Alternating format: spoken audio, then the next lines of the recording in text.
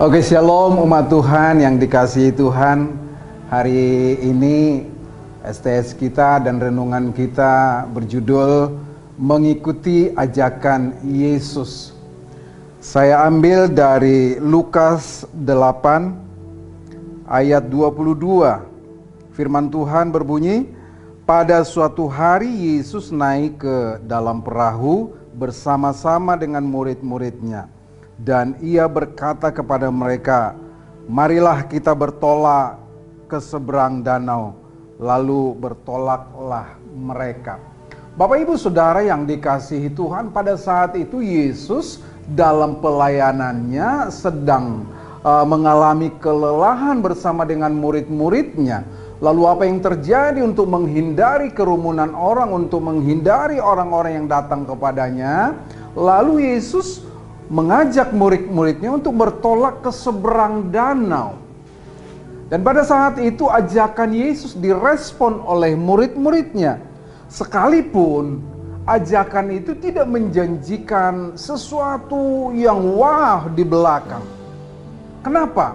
Karena murid-murid sudah tahu Yesus yang mereka ikuti adalah Tuhan, adalah Allah yang luar biasa. Kenapa? Dari sejak perjalanannya membuat mukjizat demi mukjizat, itu hal yang luar biasa. Jadi murid-muridnya tidak ragu lagi, walaupun tidak menjanjikan sesuatu yang wah di belakang.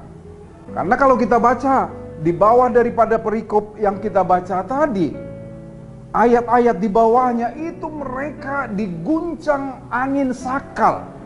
Masalah besar terjadi.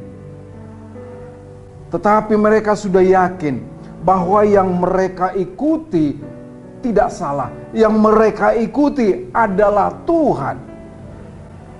Bapak ibu saudara yang dikasihi Tuhan, saya mengingat satu keluarga di satu desa di India, di desa Assam namanya.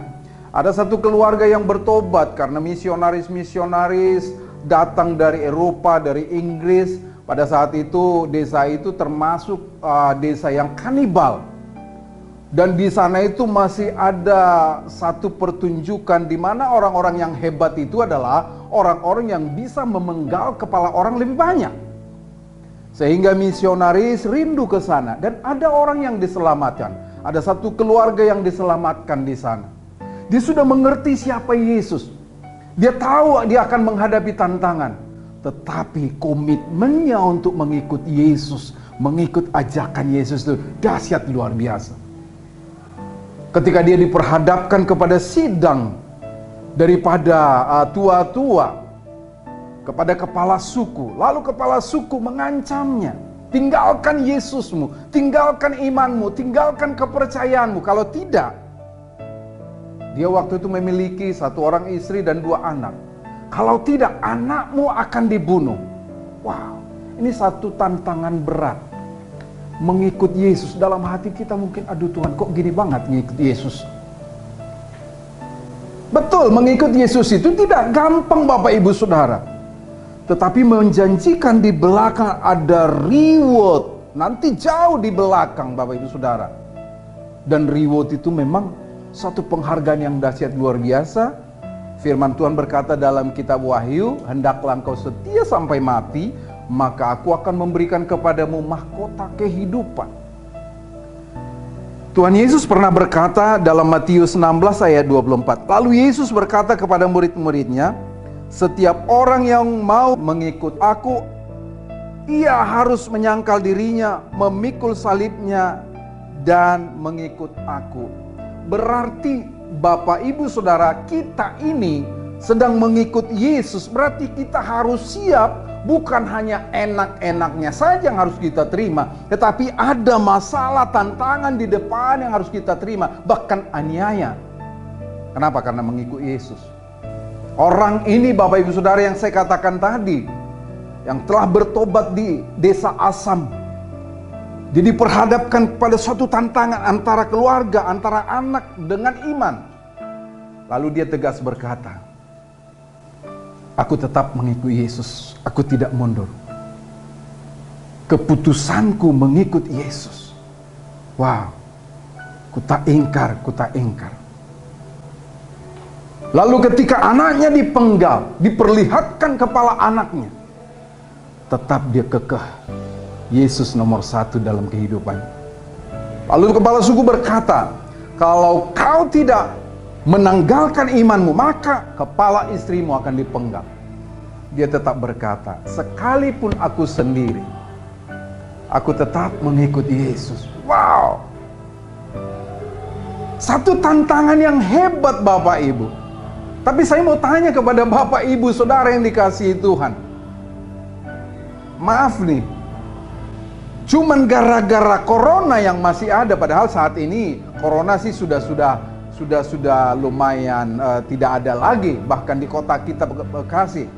Tapi untuk datang ke gereja, untuk beribadah kepada Tuhan, kita susah. Nah, ini yang menjadi tantangan iman Kristen. Ini yang menjadi tantangan bagi kita semua.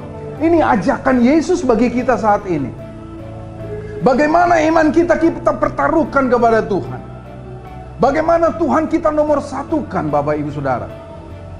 Puji Tuhan kalau Bapak Ibu Saudara masih bisa beribadah dengan baik di rumah. Puji Tuhan. Tapi ada kalanya orang-orang alasan takut beribadah, alasan corona sehingga tidak datang beribadah. Orang ini dia berkata, sekalipun aku sendiri, aku tetap mengikut Yesus. Lalu apa yang terjadi? Kepala istrinya dipenggal. Wow. Satu tawaran terakhir. Kalau kau tidak meninggalkan imanmu, maka kepalamu sendiri akan dipenggal. Bapak Ibu Saudara yang dikasihi Tuhan. Lalu apa yang terjadi? Dia tetap mengikut Yesus. Dia berkata, salib di depanku, dunia di belakangku. Aku tidak pernah ingkar bahwa Yesus adalah Tuhan. Dahsyat luar biasa Bapak Ibu Saudara yang dikasihi Tuhan.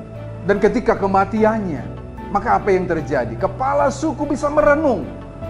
Orang ini apa sih? Kenapa sih dia kekeh dengan imannya? Lalu kepala suku menyelidiki. Dan tiba saatnya kepala suku itu menerima Yesus, dilawat oleh Yesus. Dan dia berkata kepada seluruh kota Asam untuk mengikut Yesus.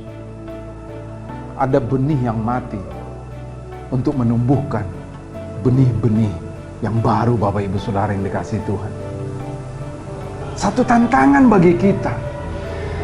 Apakah dengan hanya sakit kepala sedikit kita sudah tidak mau beribadah kepada Tuhan? Ini menjadi perenungan Bapak Ibu, keras firman ini. Supaya kita mengerti bahwa prioritas utama dalam hidup kita adalah Yesus. Sehingga kata-kata daripada orang ini digubah oleh William Jensen Reynolds menjadi sebuah lagu. I have decided to follow Jesus, no turning back, no turning back. Itu Bapak Ibu Saudara yang dikasihi Tuhan. Keputusanku mengikut Yesus, tidak ingkar, kekeh sampai pada akhirnya. Hendaklah engkau setia sampai mati, kata Tuhan tadi. Maka aku akan memberikan mahkota kehidupan kepadamu. Luar biasa.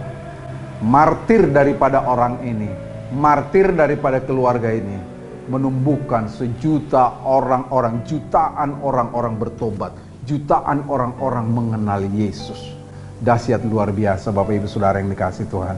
Oleh karena itu, biarlah renungan hari ini, bagaimana kita mengikuti ajakan Yesus. Memang mengikut Yesus itu tidak jalan rata Bapak Ibu. Ada satu pujian kita yang berkata, Tuhan tak pernah janji langit selalu biru. Tetapi yang dia janjikan adalah penyertaan Bapak Ibu. Tuhan tidak pernah janji jalan selalu rata. Tetapi yang Tuhan janjikan memberi kekuatan, memberi kedamaian. Bapak Ibu Saudara yang dikasihi Tuhan akan menghadapi tantangan di depan ini. Tetapi Tuhan janji menyertai. Dahsyat luar biasa Tuhan kita. Biar kita terus mengikuti ajakan Tuhan. Dan kita mau berkomitmen. Nomor satu adalah Tuhan. Tuhan Yesus memberkati kita semua. Haleluya. Amin.